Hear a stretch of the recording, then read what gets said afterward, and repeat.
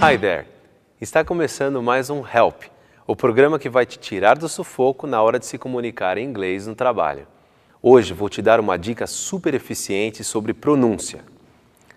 Uma coisa que deixa evidente o sotaque carregado de muitos brasileiros ao falar inglês é a pronúncia de vogais após as palavras. Brasileiro adora acrescentar um som de i onde não se deve. O grande problema não é o sotaque em si, mas quando a falha de pronúncia interfere na comunicação e cria um outro significado para as palavras. Vou começar dando alguns exemplos e, a partir deles, vou mostrar onde estão os erros mais comuns e como corrigi-los.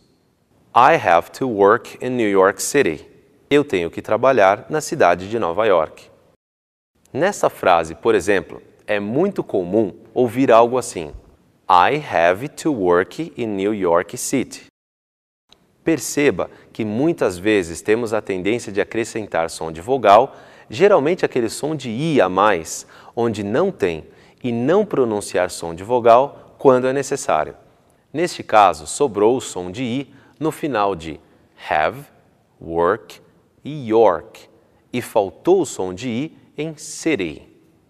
A pronúncia correta dessa frase é I have to work in New York City, e não I have to work in New York City. Vamos estabelecer o seguinte. Regra 1.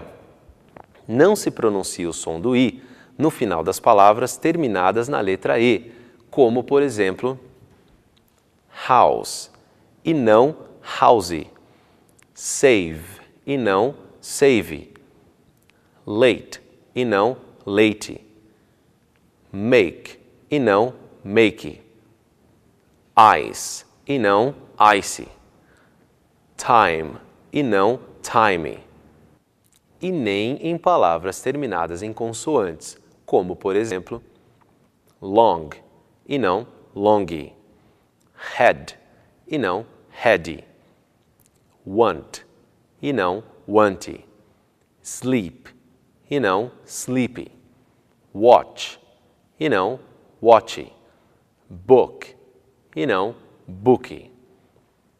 Regra 2. Precisamos do som de i quando a palavra termina em y ou dois es. Por exemplo, coffee e não cough, sexy e não sex, city e não sit, study e não stud. Vamos ver mais algumas frases e corrigir a pronúncia. I have to park my car. Eu tenho que estacionar meu carro. A pronúncia correta é I have to park my car e não I have to park my car. I like coffee. Eu gosto de café. A pronúncia correta é I like coffee e não I like cough. Perceba que é muito comum não pronunciar o som do i onde precisa, como em coffee.